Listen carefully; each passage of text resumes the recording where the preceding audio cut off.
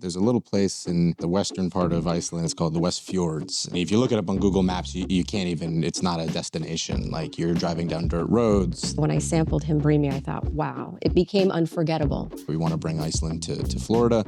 We want to bring Floridians to Iceland. Fell in love with the hospitality industry through my mother.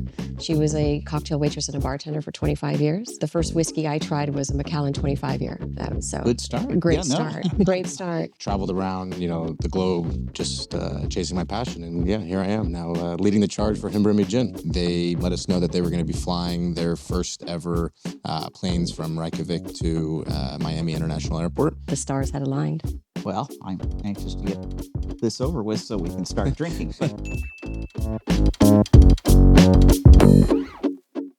How do two friends chasing warmth in the cold wilds of Iceland turn a private gin recipe crafted in a log cabin and carried on fishing trips into the most buzzed about drink in Miami? What's happening? What's next in this big name?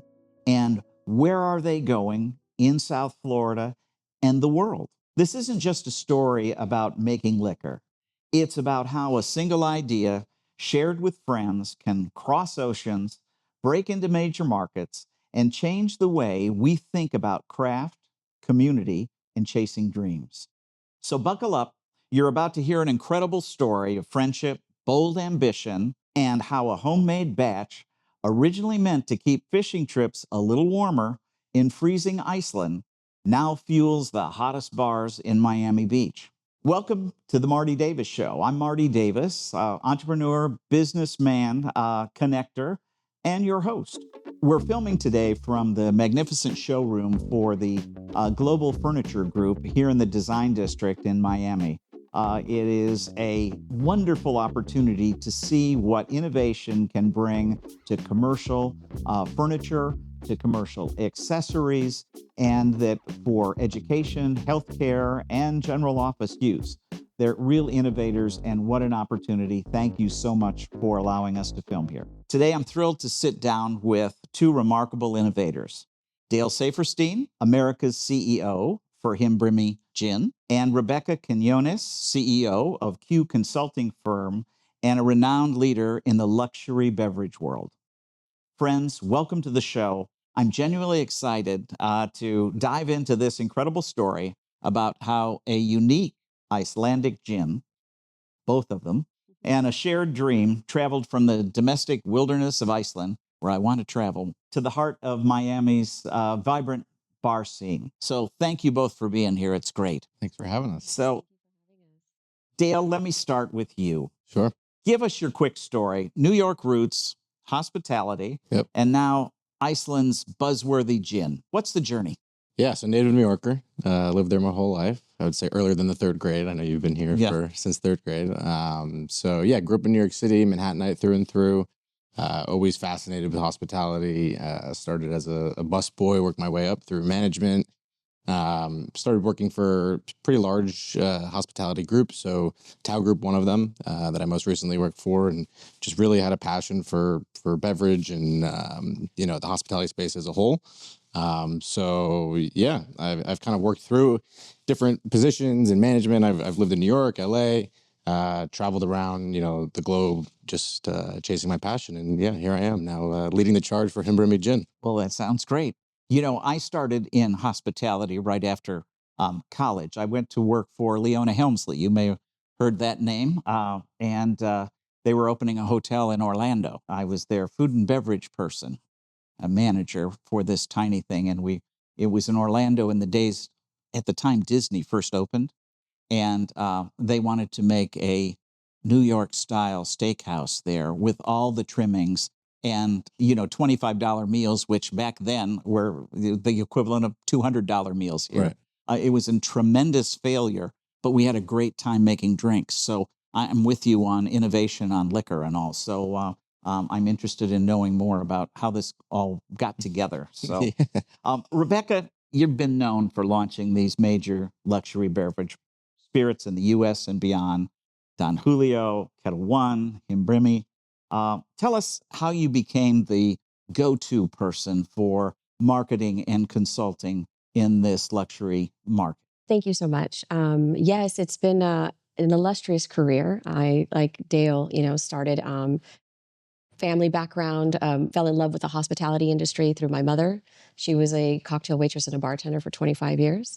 The first whiskey I tried was a Macallan 25 year. So good start. Great start. Great start. And so my passion for community, my passion for hospitality, it was really ignited through her. And so my entry into the world of spirits through distributors, working with culturally rich and iconic brands, and being here in Miami to be able to assist in leading Himbrimi to successful community impact and driven by the quality and the messaging and the story that it has. I say I've been very blessed to have been a part of, as you mentioned, a few of those brands. It's an illustrious career to launch and then to develop them and see where they're at now. Is quite remarkable, and so I'm very blessed. Well, and we're excited to have two experts here. We have a good person in our court. There you go. Say, yes, you did really well. Yes.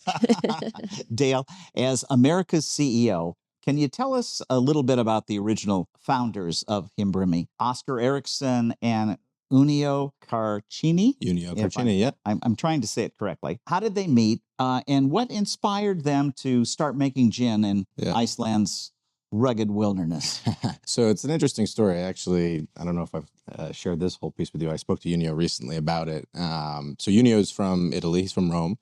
Oscar is Icelandic, born and raised. And even before the whole gin thing sort of came about, in 1997, Oscar did an exchange program to Rome, where he studied, I don't know the exact studies that he was involved in, but he was in the same class as Unio. So they became friends at university and remained friends, through the year. And when Oscar went back to Iceland the following year, Unio actually took a trip and visited Oscar back in Iceland. So they remained friends through and through. I mean, they both had different careers. Oscar obviously an artist, at heart, and most of his career development stayed in Iceland post schooling in Rome.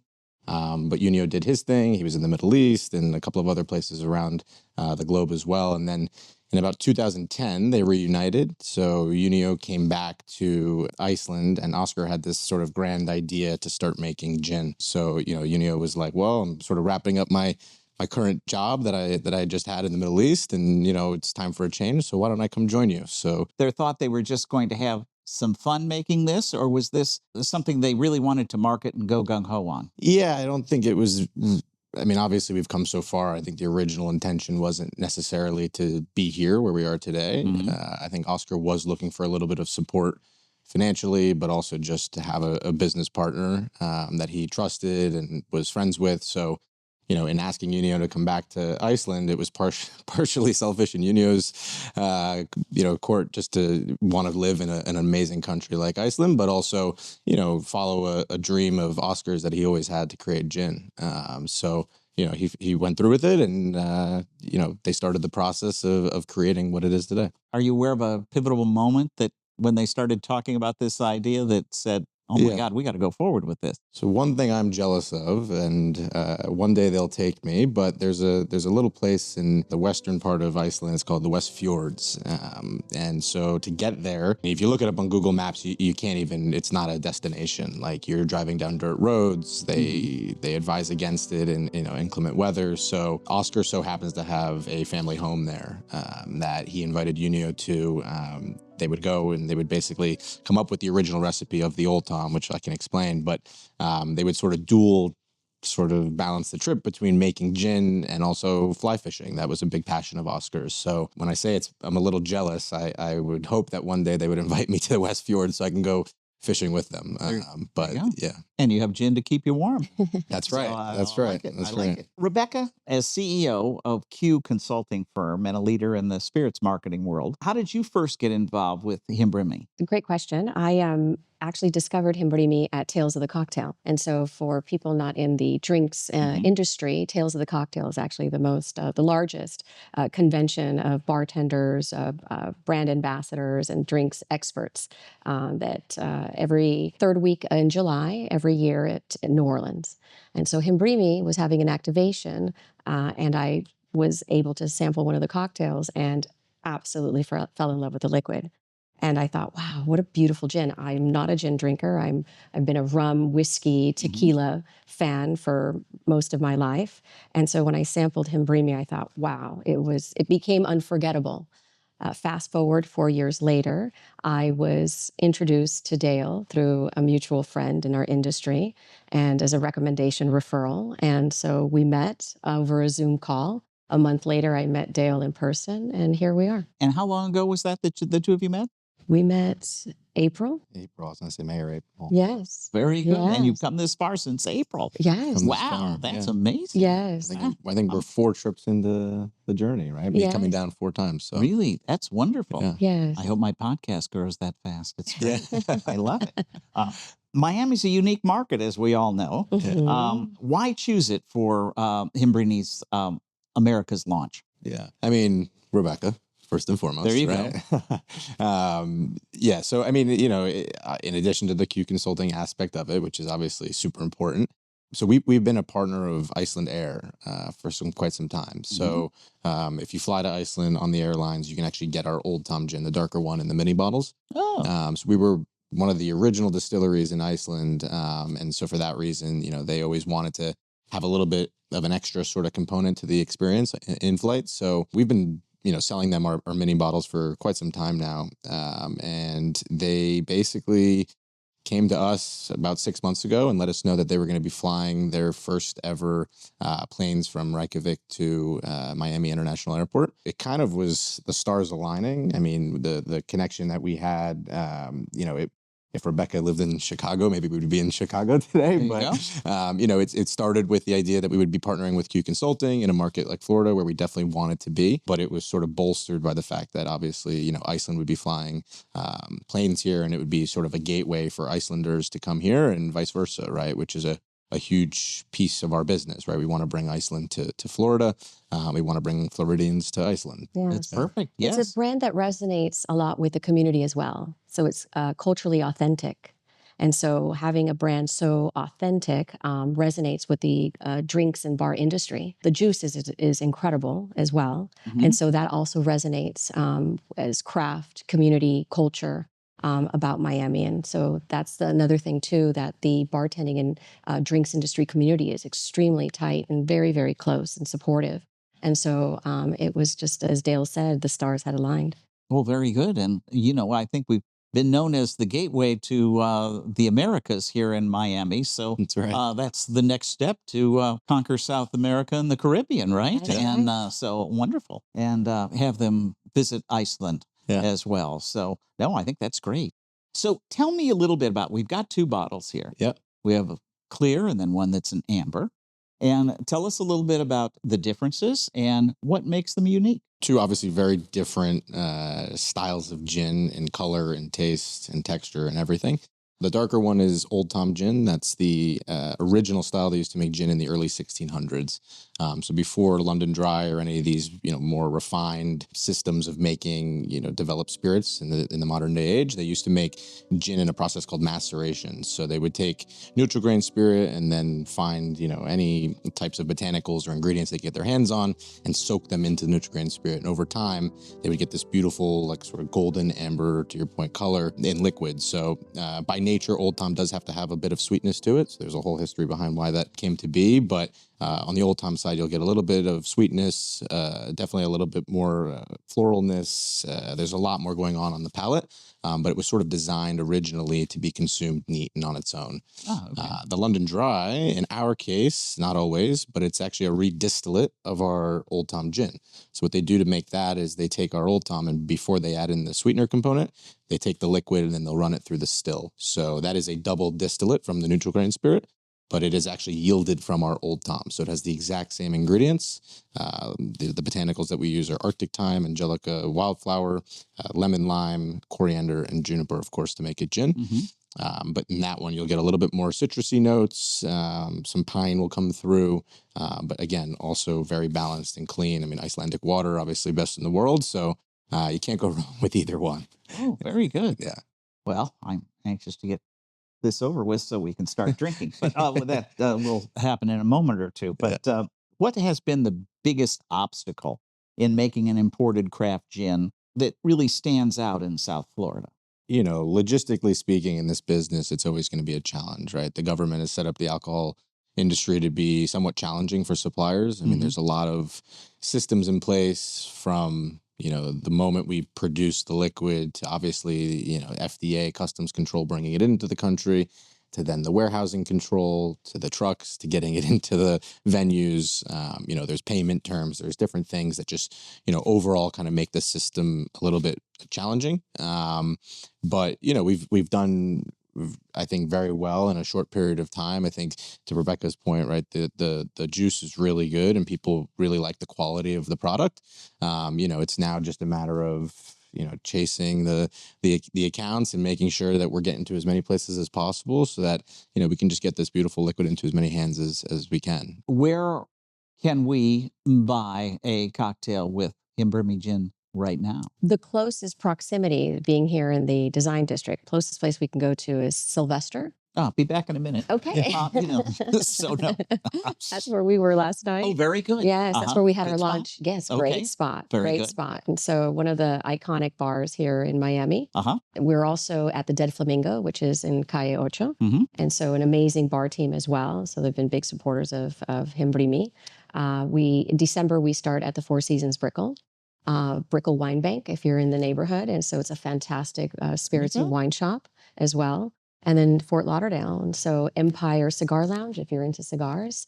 A lot of our cigar fans and wine aficionados are gravitating toward our Old Tom. Yes, I bet. Yes. And so Empire Cigar Lounge is also another Very place good. that That's you on can Las get. Olas, isn't it? That is correct. It is. That is correct. They Not loved that it I've so been there, much. but I just, you know, I've heard about it. Yes, yes. So they loved it so much that they want actually our London Dry in their well. And so, Very nice. yes. So they fell in love with the juice as well, as Dale said. And so that's what we're doing. So we're seating at Swizzle Rum Bar. That's another iconic bar off of Las Olas as well. Yeah. And so we're seating it in the right places, getting it to the right people.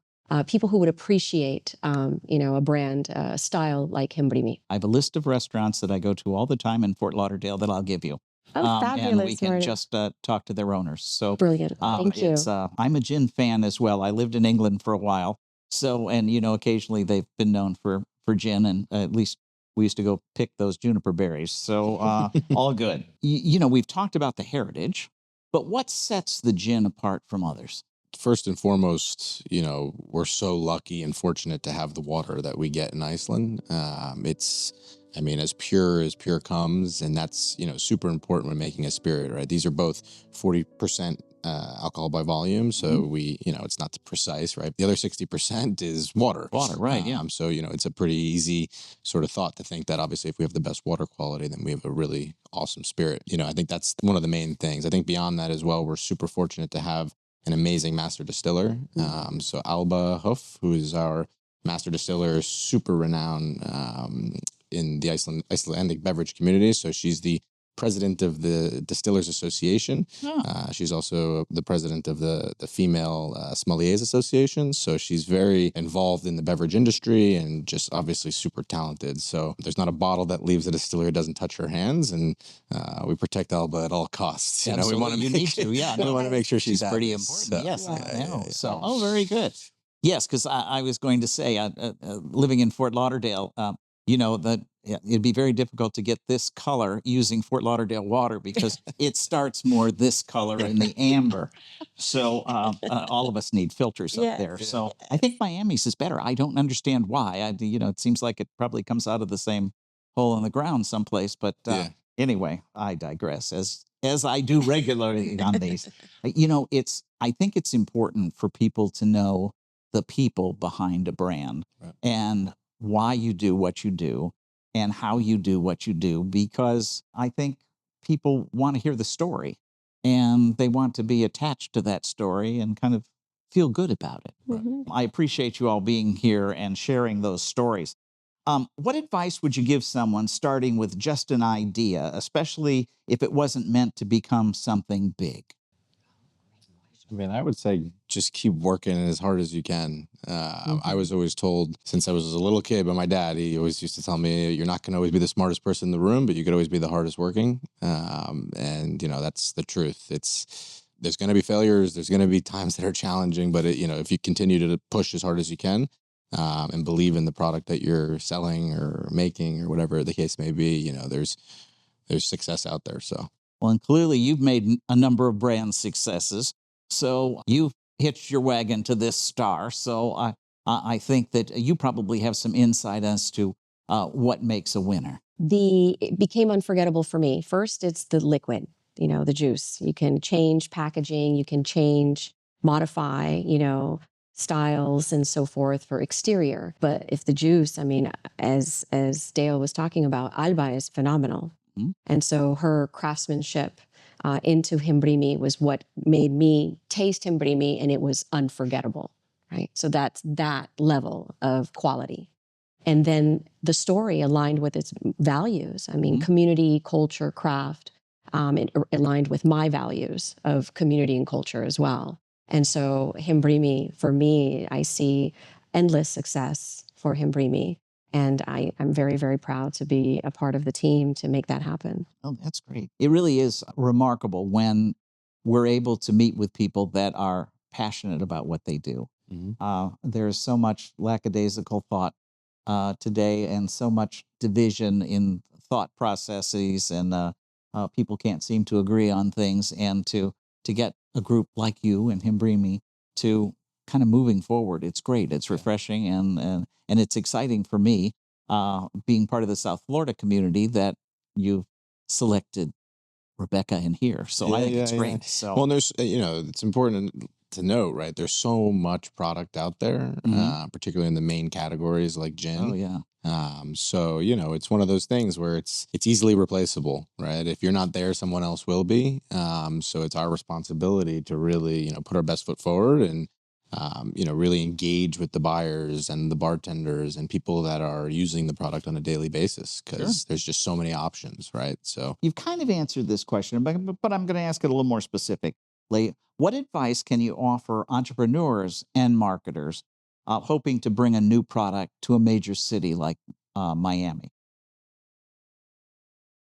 I'm gonna let both. I would say patience. You know, things don't happen overnight. You know, it's important to stick to what you know. Obviously, New York and Miami are very different as far as the communities, the way things are done, the laws. I mean, there's just so much to it, right? So at the foundation of what we do, we know who we are, we know what we have, and that's really important to us through and through, whether it's New York, Miami, LA, Texas. We're always going to stay true to what the brand is, who we are, how we do things, and that's important, right? So if you can be patient and just stick to what you know, I think that you can find some success. Yeah. Mm-hmm. Do you have anything to add to that, Rebecca? I do. I think aligning a strategy beforehand. I think having the right strategic approach, positioning who our target demo is, understanding that if you're mm-hmm. a new brand owner, an entrepreneur looking to launch a brand anywhere in the world, really understanding you know, who that target is. Additionally, is the story going to resonate? You know, what is the vision? There also has to be sort of an end goal. You know, what are we trying to achieve here? And so putting that, I think, in play as well is extremely important. The team, having the right team behind you. Yeah. You know, as Dale, you know, making sure that when he leaves and he's in New York, he knows that Florida is taken care of. You know, that's most important. And Dale's creating a phenomenal team. Oh, that's great. This one's for both of you again. As leaders in an industry known for high energy, perhaps late nights, constant events, how do you balance the demanding lifestyle of building and promoting a spirit brand with your own personal lives? I imagine marketing any sense of work-life balance is a challenge in your world. We should get my girlfriend on the phone and ask her. There you go. Right? Yes, I know. We talk about this all the time, right? It's a lot. You know, you have to watch your diet. You have to watch what you're consuming. You know, it's very easy to get carried away, right? You're in bars. Everybody's your friend. Everybody wants to give you free stuff, both food and drinks. So, you know, it's staying disciplined to the best of your ability. You know, there's a couple of tricks that all of us kind of know when you get home and you know, water, right? Water. But you know, I think it's super important to make sure you're taking care of yourself and making time for yourself, right? I mean, you'd drive yourself crazy if you don't. So, you know, if it's working out, if it's going on a walk or whatever it may be, it's, you know, super important to not lose sight of the things that you also want to do in your free time. But it's challenging. It's a very, very hard thing. And we discuss this all the time. Yes, yes. Being mindful, healthy, mindful of intake. It's a slippery slope, Marty. Yeah. As Dale said, it's very, very quick. Again, late nights, long hours. And so my trick is, I try not to finish all my cocktails.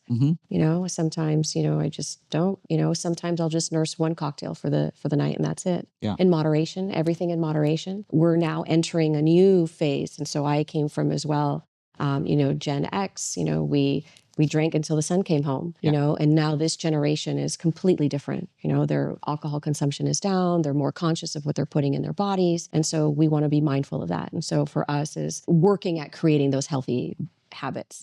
And so, yeah. How does that? It's an interesting point that you make. I come from the baby boomers. You're that in between. And then the folks that are just very health conscious and have got this work-life balance thing down to an art, or should I say life, sometimes work balance, from the old-timers' view. How do you market to that target, or how do you decide what that target market is for you all? We are looking at, connoisseurs. These are refined palates, so wine drinkers, and consumption is down, but they are consuming better. And so a higher quality product is what they're willing to spend money on. So they're not going to buy, 5 drinks a night, but they'll buy 1. And we want that to be Himbrimi. So be the standout. So very good. What does the future hold for Himbrimi in the U.S. and beyond? Where are you going? Yeah, I mean, we're going to continue to do what we've been doing, right? Open up new markets. I think, it'll start to probably happen a lot faster than the first 2 that we opened. But, continuing to scale. We're already upgrading our facilities in Iceland to produce more. We're looking at other opportunities globally. So, Europe as a whole, right? Looking different countries that we can enter. Obviously somewhat out of my scope, but just as a business, continuing to build our footprint, and just get, Himbrimi into as many hands as possible. I like the idea. Yeah. More hands, all good. For anyone listening with a small batch dream, what's one thing you would hope that they'd take away from the Himbrimi story? I didn't want to say anything's possible. I don't know. It's funny. Like, time flies. We started with nothing in New York. We had no accounts. We knocked on our first door and then we had 1 and then we had 2 and then we had 10 and now we have 150, right? And now we're in Florida. So, it's just take it day by day. You want to conquer everything as soon as possible. And that's how I at least think. I'm not patient whatsoever, but it takes time. So it's, believing in your product and just watching the process do its thing. Yeah. I like to, as we wind down the podcast, I always like, again, to have people know a little bit more about the 2 of you more on a personal level. So I like this kind of lightning round, the first thing that comes to your mind. And so we'll trade off back and forth here on. So Rebecca, are you a morning person or a night owl? Both. Which is sleep. Yeah, doesn't sleep. There you go. And you, Dale? Morning. Okay. Yeah. Coffee, tea, or gin to kickstart your day? Coffee. I was going to say it could be a trick question. Yeah. If it's Sunday, if it's the weekend, it's gin. Very good. Right answer. Good for you. Yeah, no, listen. Q Consulting. You're going to want to hire them. Yes. Miami heat or Icelandic cold? Miami heat. Icelandic cold. Very good. See? You make a good team. Yeah.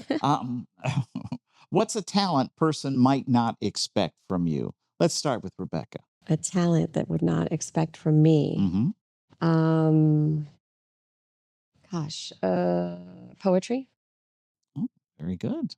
Top that, Dale. Yeah, no. I don't know. It's a talent.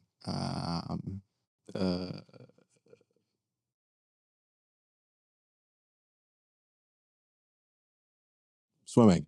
Okay, very good. And you like that in the Icelandic cold? Yes. What is it? Right. The Blue Lagoon or yes, is it? Yes. Yes. So he's a great fisherman too. Oh, that's right. You want to be fly fishing? Listen. We'll mention it to them. There you go. Oscar, fly fishing. So all good. What's something you're afraid of? Oh. More for me, it's flying. Oh, really? Yeah. Oh, wow. Really? Even though I know it's getting safer, it's just, I don't know, flying. Not enough time. There you go. Yeah, being a morning and night person, it is Yes. tough. Who inspires you the most, inside or outside the industry? I mean, inside the industry, easy answer, our master distiller. Mhm. Outside the industry, my hero is Derek Jeter. So, Very good. yeah. A great answer. It's a great answer. Who inspires me? Let's see. I have, outside of proximity, mother, inspirational to this day. And inside the industry, uh, you know what? I give it up to the bar owners and the bartenders that are out there every day doing it, with all of the challenges that they have so far. Yeah. I tip my hat off to them every day. And so that's why I think it's quite special what we're doing here in Miami is making sure that we support them as much as possible. Oh, that's great. Very good.